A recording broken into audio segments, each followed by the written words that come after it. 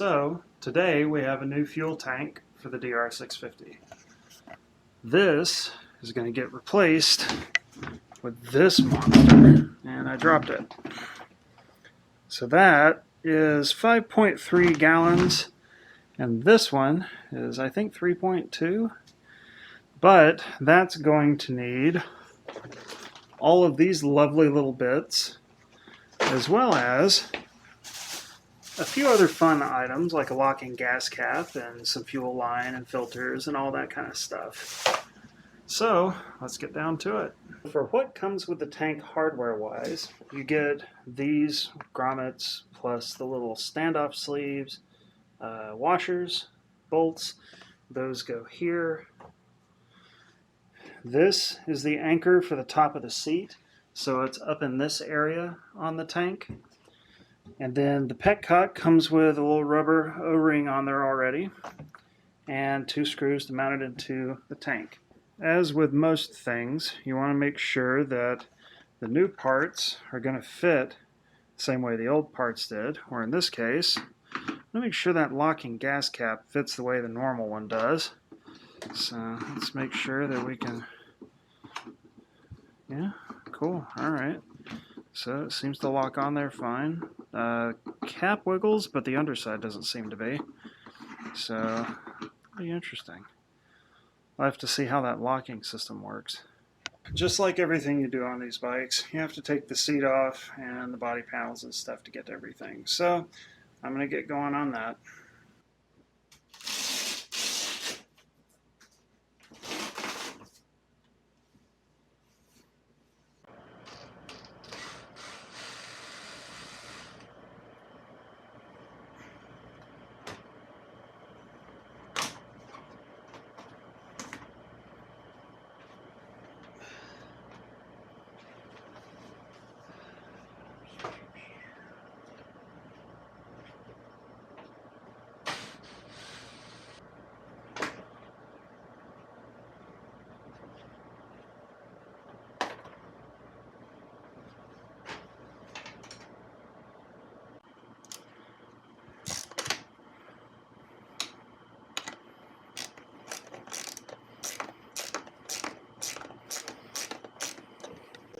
Okay, once you have everything removed, you can see these two right here are really the only thing holding the fuel tank on.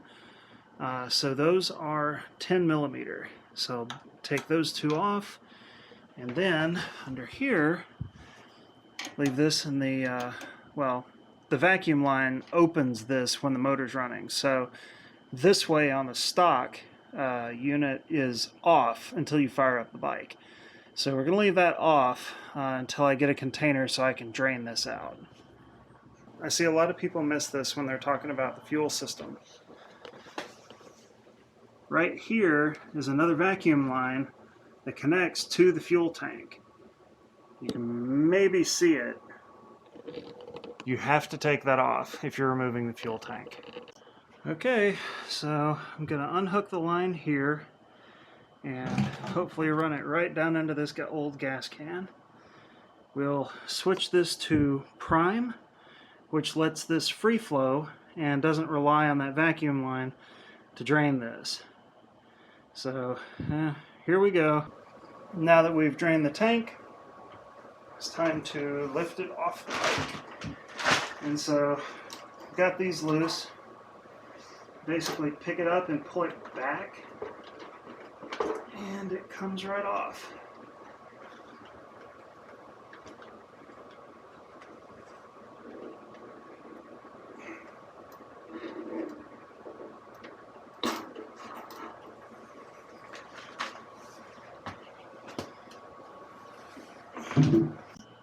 Now, one thing we're going to have to do also for the bigger tank is remove this plastic piece, which is held on with these 2 bolts on either side. We're also going to have to change the turn signals around, which basically you can rotate the signal in the bracket here and then turn the bracket upside down so that it sits up here instead of down here. And that will help it clear the new fuel tank. Now, one thing I am going to do that most people don't seem to do is drill out the second petcock hole. and use the original stock one off the stock tank and the one that came with the new tank in the spare hole.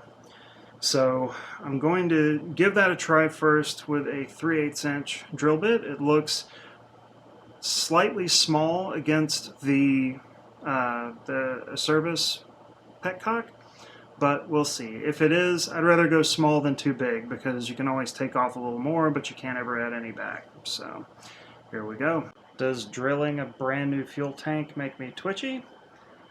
Yes, but I think I've got a good start. Okay, I got it in, so now it's just a matter of, whoop, don't get my little O-ring hung up on there, and getting their petcock installed. There we go. And lines up perfectly. Make sure you put the toggle to the outside of the tank, because this goes both ways and you don't want to mount it the wrong direction. So these little guys are actually an 8mm, and because of the nozzle of the petcock here, you can't get a screwdriver or anything onto that. So you're going to have to go the crescent route. Use a little box end wrench like this, and it's an 8mm. Now that we've gotten the plastic fairing taken off and got the petcocks installed on the gas tank, it's time to put the tank on the bike. I've already kind of set it there, but you just have to line it up on these guys. So slide it forward and down. Then just verify that these holes line up and you're good to go.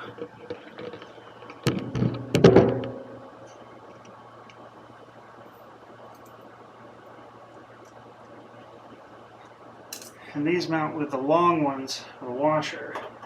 Pass through the little metal sleeve and down into the frame to hold the gas tank in place.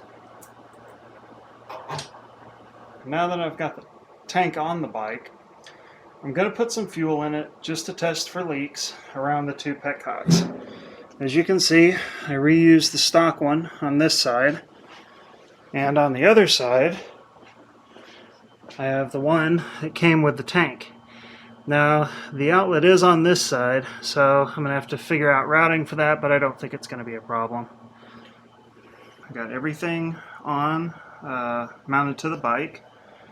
Got the bolts down, the seat catch is on, the petcocks are checked, they're not leaking, which is a good thing. So now it's time to plumb everything.